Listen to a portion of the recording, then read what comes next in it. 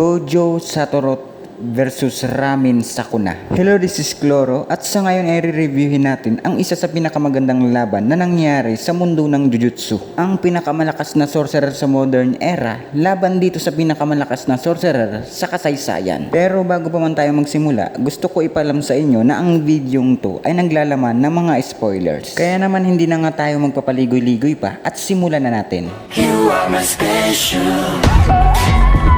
Mag-uumpisa ang kaganapan na kung saan gumagawa na nga ng barrier itong si Kiyotaka dahil kailangan nga daw nilang maitago ang gagawin nilang surprise attack laban dito kay Sukuna. Kaya naman nag-umpisa na nga rin i-perform ni Otahime ang kanyang curse technique na tinatawag na Solo Forbidden Area. Isa nga itong skill support para mas mapalakas pa ang kapangyarihan ng kanyang nasasakupan. Sabihin na natin na ginagawa nga ito ni Otahime para mas mapalakas pa ni Gojo ang gagawin niyang pag-atake. Pero sinabi dito na para mas mapalakas pa nga daw ang isang curse technique ng isang nilalang ay kinakailangan ng incantations, hand signs, music at pagsasayaw. Ang bagay nga daw na yan ay nagawang ma-perfect nitong si Otahime. Kaya naman 120% na napalakas nga ni Otahime ang kanyang curse technique na kung saan ito nga ang magiging daan para mas mapalakas niya pa ang gagawing pag-atake nitong si Gojo. At speaking of Gojo ay nag-umpisa na nga rin itong gumalaw. Katulad nga ni Otahime ay na-perfect din ni Gojo ang kanyang ginawang incantations at hand sign. Dahil nga dyan sa ginawa nilang ritual ay nagresulta nga ito ng 200% hollow purple. At sa kabilang banda naman ay makikita na nakatayo nga itong si Sukuna kung saan nakatingin nga ito sa kinaroroonan nila Gojo. Sinabi nito na nararamdaman niya na nga daw ang kapangyarihan nitong si Gojo. Pero magmula nga dyan ay bigla na nga lang nagulat itong si Sukuna at mabilis nga itong naghanda para dumepensa. Nang dahil nga daw sa barrier na ginawa ni Kiyotaka ay hindi nga daw napansin ni Sukuna ang paparating na atake. Kaya magmula nga dyan ay nasa harap na nga ni Sukuna ang hollow purple kung saan direkta nga siya nitong tinamaan. Dahil nga sa sobrang lakas at tindi nga ng ginawang pag-atake nitong si Gojo ay nadurog nga ang buong gusali na kinatatayuan nitong si Sukuna. Pero sa kabila nga na matinding pag-atake ng ginawa nitong si Gojo ay pinakita nga na buhay pa rin itong si Sukuna at naputo lang ang kanyang kanang kamay. Mula nga dyan ay nag-teleport na nga itong si Gojo sa kinaroroonan nitong si Sukuna. Nagsalita nga ito at sinabi na wala nga daw kaduda-duda dahil si Sukuna nga daw ang challenger sa kanilang dalawa. Sinabi naman ni Sukuna na nahihibang na nga daw itong si Gojo dahil sa ginawa pa nga daw siyang challenger sa kanilang dalawa. Masyado na nga daw itong naging mayabang nakachamba nga lang daw ito dahil nakababa nga daw ang kanyang depensa. Dagdag pa niya na si Gojo nga daw ay para lang isda na nakalagay na sa isang tagtaran na kung saan makakapalag nga lang daw ito ng konti bago niya ito hiwain. Kaya naman ang gagawin niya nga daw muna ay kakaliskisan ito gamit ang kanyang malevolent kitchen.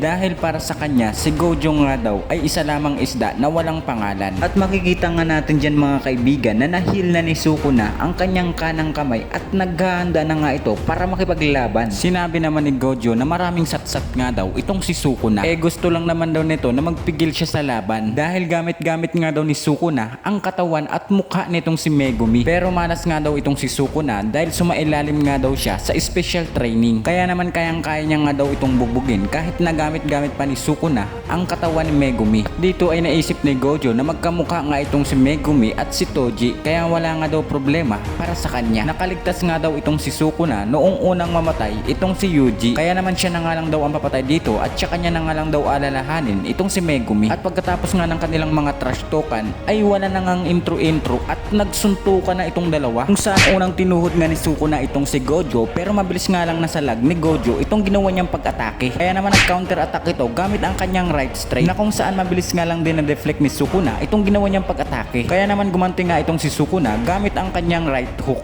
Pero hindi niya nga tamaan itong si Gojo at makikita na nakahiga na ito sa kanyang harapan na kung saan mabilis niya nga dito tinuro ang kanyang hintuturo dito kay Sukuna. Pagmula nga dyan ay bigla na nga lang tumalsik itong si Sukuna na para bang may kapangyarihan itong si Gojo ng telekinesis. Kaya naman ikinagulat ni Sukuna ang ganitong klaseng bagay. Pero hindi pa nga dyan tapos si Gojo kaya naman napansin na nga lang dyan ni Sukuna na parang nandidiin siya sa kanyang kinatatayuan. Sa lakas nga ng pag-atake ng ginawa nitong si Gojo ay tumagos nga itong si Sukuna sa mga building. Kaya naman pinigilan niya nga ang momentum sa kanyang pagtalsik pero hindi niya nga inaasahan ang mga sumunod na pangyayari na nasa harapan niya na pala itong si Gojo at mabilis nga siya nitong sinipa. Magmula nga dyan ay tumalo na nga lang itong si Gojo papunta sa itaas at bigla na nga lang gumuho itong tulay na kinalalagyan itong si Sukuna. Kaya naman kinontrol na nga lang ni Gojo itong parte ng tulay na kung saan naroroon itong si Sukuna at hinampas ito sa gusali. Pero baliwala nga yan dahil mabilis nga lang natakasan ni Sukuna itong ginawa niyang pag-atake. Kaya naman mabilis nga tumatakbo itong si Sukuna papunta kay Gojo at nagbato nga ito ng dismantle. Pero agad naman itong napansin ni Gojo kaya mabilis niya nga lang din itong nailagan. At mapapansin nga natin dyan na tumama sa isang gusali itong atake ni Sukuna. Kaya naman bahagya nga nagulat itong si Gojo nung makita niya ang dulot ng atake nitong si Sukuna. Agad naman sinamantala ito ni Sukuna na habang distracted pa itong si Gojo. Pero napansin naman agad siya ni Gojo kaya nagawa nga nitong masalag ang ginawa niyang pag-atake. Pero mapapansin nga natin dyan na hindi nagpe-penetrate itong atake ni Sukuna dahil sa tinatawag na infinity nitong si Gojo. Kaya naman habang nasa ere sila ay papahulog na itong kalahating bahagi ng gusali na naputol ni Sukuna gamit ang kanyang dismantle. Agad naman din i-activate ni Gojo ang kanyang infinity para mahawakan ang kamay nitong si Sukuna. Kaya naman hindi nga nakatakas itong si Sukuna at dalawa nga silang tumagos sa papahulog na gusali na habang sa loob sila ng gusali ay kinuha naman ni Sukuna itong isang pintuan at hinarang sa kanilang pagitan. Pagmula nga dyan ay naghanda nga siya ng gagawin niyang pag-atake. Pero sa kabilang banda naman ay naghahanda na nga rin itong si Gojo gamit ang kanyang jajakin na ibato ang kamao. At magmula nga dyan,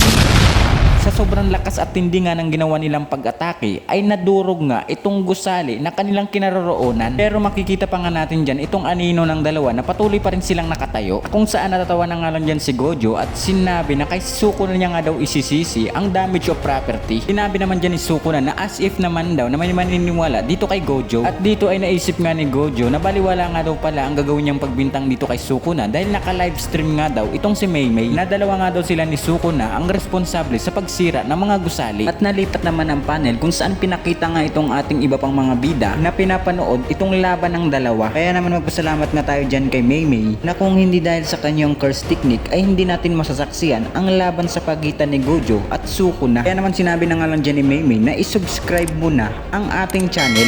At habang pinapanood nga ng ating mga bida itong laban sa pagitan ni Gojo at Sukuna ay pinag-uusapan nila ang mga abilidad ng dalawa na kung paano nga ba daw ba gumagamit si Sukuna ng domain amplifications na para lang matapatan itong limitless ni Gojo na infinity. At kung ano nga ba daw ba ang mangyayari kung magkakaroon ng battle of domain itong dalawa. Ay lang domain expansion nga daw ni Gojo ay may barrier, samantalang sinabi naman dito ni Choso na ang domain expansion nga daw ni Sukuna ay walang barrier. Kaya naman ang narinig nila itong sinabi ni Choso ay ikinagulat nga ito ng karamihan. Kaya naman nagsalita na nga lang itong si Miwa na kung ganun nga ba daw ba kalakas o ka-imposible itong domain expansion nitong si Sukuna. Sumagot naman dyan si Maymay na ang domain expansion nga daw ni Sukuna ay katulad sa pagkuha ng tubig na walang lalagyan, o pagpinta ng painting na wala nga itong canvas, o pagtubo ng bulaklak na walang ugat at dahon, na parang gumagamit ka nga daw ng software na walang hardware. Kumbaga sa madaling salita nga daw ay napaka-imposibleng gawin o napaka-imposibleng bagay. Sinabi naman dyan ni Maki na ang incomplete domain nga daw ni Megumi ay wala ding barrier. Kaya naman sumagot nga itong si Kosakabe na napakahina nga daw ni Megumi kung ikukumpara dito kay Sukuna. Sumagot naman itong si Kashimo na kung saan ay parang naiinis na nga siya dahil napakalakas nga daw talaga nitong si Sukuna. Dahil kung pag-uusapan nga daw ang efficiency o pag-utilize ng curse energy na kung hindi dahil nga daw sa 6 eyes nitong si Gojo ay talagang si Sukuna nga daw ang mananalo. Dagdag pa ni Yuta na napakalaki nga daw ng kanyang curse energy reserve. Pero kung si Sukuna nga daw ang pag-uusapan ay dodoblehin nito ang total ng kanyang curse energy. Kaya naman hindi nga daw problema kay Sukuna ang pag-activate ng domain expansion dahil marami itong curse energy. Gayon din namang si Gojo na may unlimited curse energy. Kaya naman nagsalita na nga lang dyan si Momo na baka hindi nga rin daw alam ng dalawa na kung ano ang mangyayari once na nag-clash na ang kanilang mga domain. At bigla na nga lang dyan sinabi ni Higuruma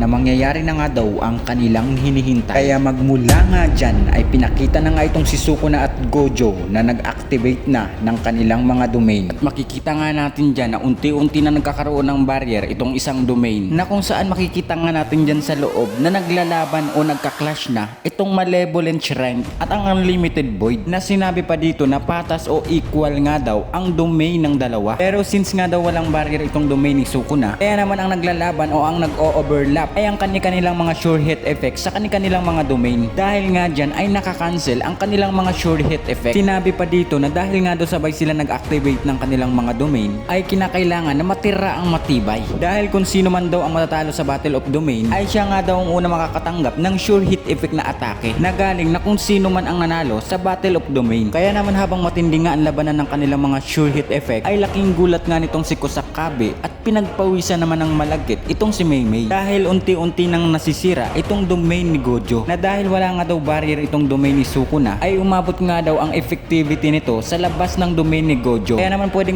nga atakihin ni Sukuna sa labas itong domain ni Gojo na gamit ang kanyang mga slicing attack. Kaya napasigaw na nga lang dito si Yoji na ang domain barrier nga daw sa labas ng domain ay hindi ganun katibay. Kaya naman magmula nga dyan ay natalo na nga ang ating bida sa Battle of Domain, na kung saan makikita nga natin dyan na halos hindi makapaniwala si Gojo sa mga nangyari, at pinakita naman itong si Sukuna na nakangiting aso at parang nang aasar pa dahil nagawa niya na palang mapugutan ng ulo itong si Gojo.